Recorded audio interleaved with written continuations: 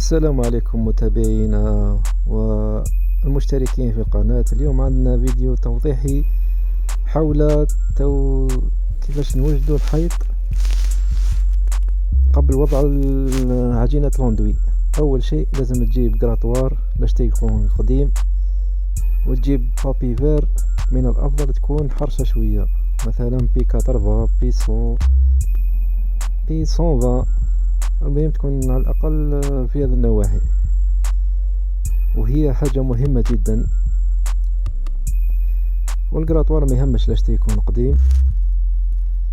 اول شيء نبداو بالجراتوار، نقراطيو الحيط، نحيو ليقرا الخشان، نحيو الحوايج اللي لاصقين، جبس حاجة خشينة تنحى بالجراتوار، نقراطيو مليح، لأن هذه المرحلة مهمة جدا في تحضير الجدار، باش كي نديرو لوندوي تاعنا ما يكونش فيه عقبات وما يكونش الحيط فيه نتوشات.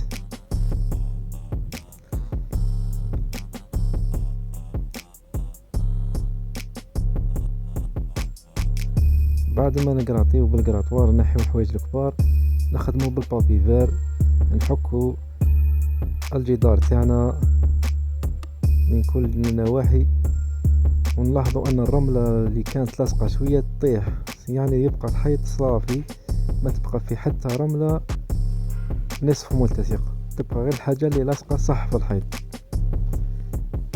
باش نديرو الفيكساتور ما يبقاش اي رملة ثمة في الحيط، الفيكساتور يلصق ديريكت في الحيط. هذه طريقة تاع الحك.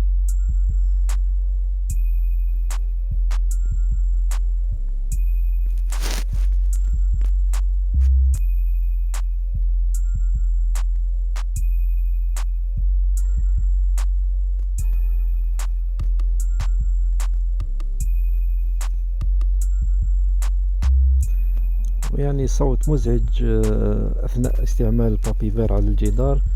من الأفضل تستعمل كاش حاجة على أذنيك، وتلبس نظارات لحماية العين من الغبار، وتلبس ثاني كمامة من أجل حماية جهاز التنفسي تاعك من الغبار المتناثر، لأنه غبار كثيف وستستنشقه إن لم تلبس بافيت. هذا يعني من الأدوات اللي تحتاجها، بافيت، النظارات، حماية الأذنين من الأصوات المزعجة. عملية سهلة وبسيطة تقدر تنفذها في أول مرحلة تاعك بدون أي مشاكل.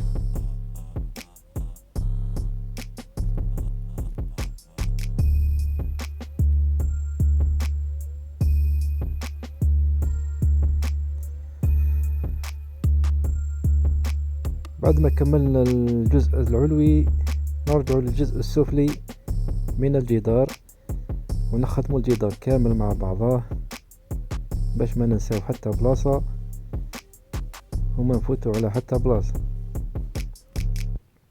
بعد الجراتوار كاين البابي فير. دائما المرحلة متتالية في استعمال الأدوات. كي تحس بلي الحيط مبقاش فيه الديقراء والرملة،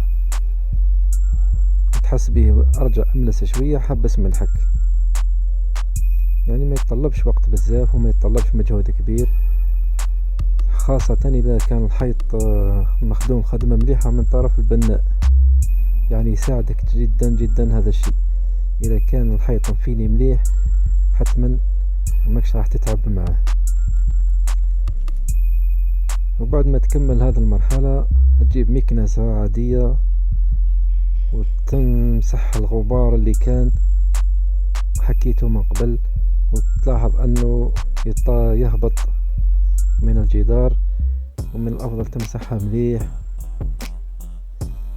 وهذه المرحلة مهمة جدا، أنك ما تخلي حتى غبرة فوق الجدار، باش كي تخدم بالرولو يبقى نظيف والفيكساتور تاعك يشد مليح وما يبقاش فيه أي مشاكل.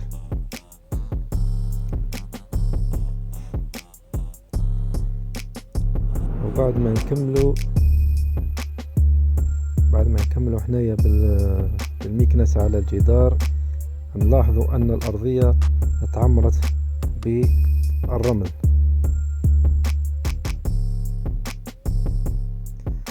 الرمل نتيجة استعمال الأدوات السابقة، يعني الرملة كاملة تهبط فوق الدال دوسول.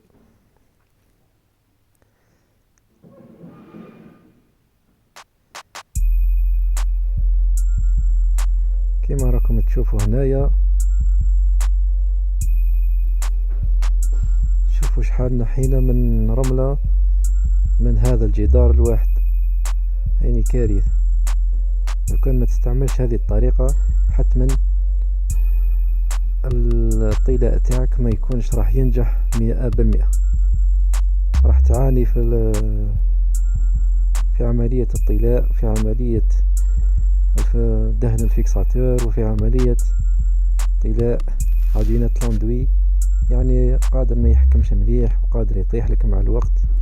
لهذا هذه المرحلة مهمة جدا، ولازم تنفذها قبل أي عملية طلاء. شوفوا النتيجة تاع الرملة، يعني شيء كبير ما تقدرش تخليه فوق الجدار. وشكرا، ومازال جديد إن شاء الله.